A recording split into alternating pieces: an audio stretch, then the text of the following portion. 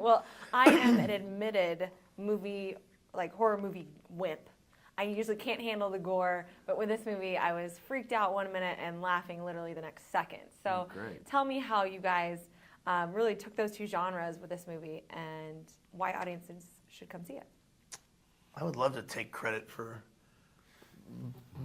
putting these two genres together, but that's all Eli and Morgan. They mad geniuses. Yeah.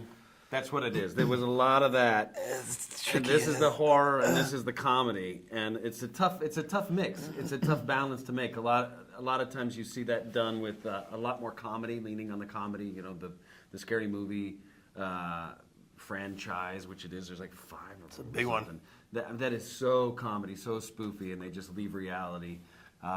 This was much more about playing it as real as possible in the most ridiculous circumstances.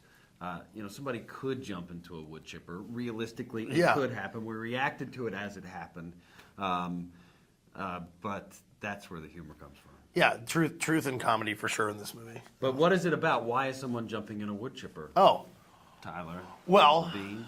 For comedic effect, obviously. I mean, anytime somebody goes into a wood chipper, it's hilarious. My uncle does it every Christmas. Yeah, it's a bit of a party trick, like, right? Yeah. Oh, there he goes. Uncle Joey's in the wood chipper again. He's getting down to not so many appendages anymore. He's, But no, the funny thing about this movie is like the sort of taboo element of laughing at all this death and gore, I think is really appealing. Like I remember the first time we saw it at Sundance with a big crowd. It was like it took a minute for people to realize, like, I'm supposed to. It's okay that I want to laugh at that. And then once everybody starts getting in on the joke, it's like it's infectious. That's the thing about the comedy in this movie is that it's almost like, it's a little taboo. We're encouraging you to laugh at something horrible, and we're just reacting to it as the actors in this situation. And that's like Alan said, that's why it's funny. It's like we're being concerned for you. You don't have to. You can just watch the misunderstandings and the bodies pile up, and we'll take care of the rest for you, and you just laugh. Exactly. Like the moment where the guy shoots himself in the head, I was laughing. I'm like, I shouldn't be laughing. And it's gross, man. His brains are all over the window and shit. Like, it's gross, but it's hilarious. It's a bit of an anomaly. I don't get it either, really, why that's... Well, in real life, when young people die, it's a riot. It is. And college kids... We're exploiting that natural tendency to laugh at wasted youth. Yeah. Okay. So, So now, how did you two sophisticated gentlemen make yourselves these complete idiot hillbilly crazy guys? We really did. Again, would love to take credit for where that came from. It is Eli and Morgan, but the cool thing about Dale for me was that Eli, when he approached me about the part, he had seen me in a couple other things I'd done where I've sort of made a bit of a career out of being like a snarky, sharp-witted, asshole best friend or whatever. And then there's Dale, who was like the simplest, sweetest, character in this movie. And I was like, why in the world did you think of me to play this guy? And Eli just was like, because I saw underneath that stuff that you can really strip everything away and that you're really like a sweet fellow. And that was really fun to do. It was really challenging, but that was what was so cool about it, was that I got to like really just be a big dumb animal, just really just leading with my heart and sort of being a kind of a big scaredy puss. Is that even a saying? Scaredy puss? I think I just made that up. I think I think puss is and scaredy. I think on their own they can be. They met okay. That was a meet cute. The words scaredy puss. I didn't know. Did you guys know each other before this? No. I was a big fan of Alan's. still hold this grudge. No, I am. I continue to be. But before we met, I was like, Alan Tudyk's doing this movie? Hot dog. I was like, oh man. And he showed up, and I was like, oh, I really, I'm a big fan of your work. And he was like, yeah, I don't know who you are. I'm sure it wasn't. It wasn't like that, but I was definitely like, I was like, and do you? And he was just like, I know you've done some stuff. I don't know. I haven't seen any of it. I have to say, your work in Tucker and Dale, which I've seen now. Yeah, many times. Brilliant. Thank you. There's other stuff though. There are things. There's some other things, and I'm gonna get around to that. Yeah. But I'll tell you what. The day that I finally break down and watch Firefly, there we go. You have to watch Reaper.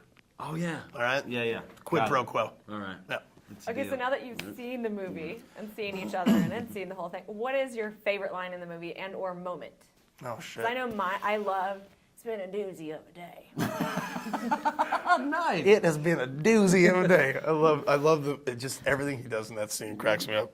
That's very nice. On accident. I think it's lame to quote your own line as your favorite line in the movie, but Tell me yours, and I'll say that's mine mine. is, guys, I don't have a guy like me talk to a girl like you. Somebody's gonna die. I love when Dale says, "You have to. You had to know if a guy like me fell for You're messing for it a up girl so like bad. you, someone would have to die." Something like that. And don't you love it when my character says, "When we shake," and I say that hurt very much. Yeah. My favorite moment is when Alan at the end. My line? Yeah. He says, looks deep into my eyes, and says, "What?" I say we're friends forever. We're friends forever. We're friends forever. And then I squeeze his hand and he goes, "That hurt very much." Yeah. I'm glad you like that. That's I my never favorite really part. cared for it. Yeah. Nice moments there. Nice moments. Very organic, just natural picks out of the crowd. Yeah. Talk fashion here for a second. I love that you're wearing orange with Halloween coming up. Thank That's why you. I'm rocking it too. I also have learned that there is some sport significance to this today. Some Texas Oh, UT. yeah. UT color or whatever. I didn't know that. I'm Canadian. We They'll be don't give a screaming shit at about you all football. day. Just watch. But What's you got that? the right color on. I do. And UT. Halloween. I hadn't even thought of that. I So- do look a little bit like a pumpkin. What are your favorite horror movies? Tucker and Dale versus Evil. No, that's my favorite comedy. Oh, Pretty Woman. That movie. Oh, did you say horror or scares- horror movie? Horror. Oh, Yeah. horror. Horror. Horror. The horror. I like. Shining is scary, and that's kind of beyond horror. That's like a psychological. That movie does a number on your brain. Those twins, man. Yeah. I'm sort of in the Exorcist school of thought on being one of the scariest movies of all, and it still makes me wet the bed every time I watch it. Yeah, I piss the bed so bad. It makes me projectile vomit. TMI. No, it's such a good movie. It's really stands the test of time. It's scary as shit. Yeah, it's a good movie. And any last thoughts on the movie that our viewers should know? I think you characterize this movie as just a good movie. I think once you try to pitch this movie to people, you're like, well, these kids think that they're trying to kill, and they're literally falling asleep while you're pitching it because it's impossible to pitch. All that's left to say is if you like good movies and you want to laugh at a bunch of really rotten stuff, go watch this movie and you won't be disappointed. All right, will do. Cool. Thanks, you guys. Thank you.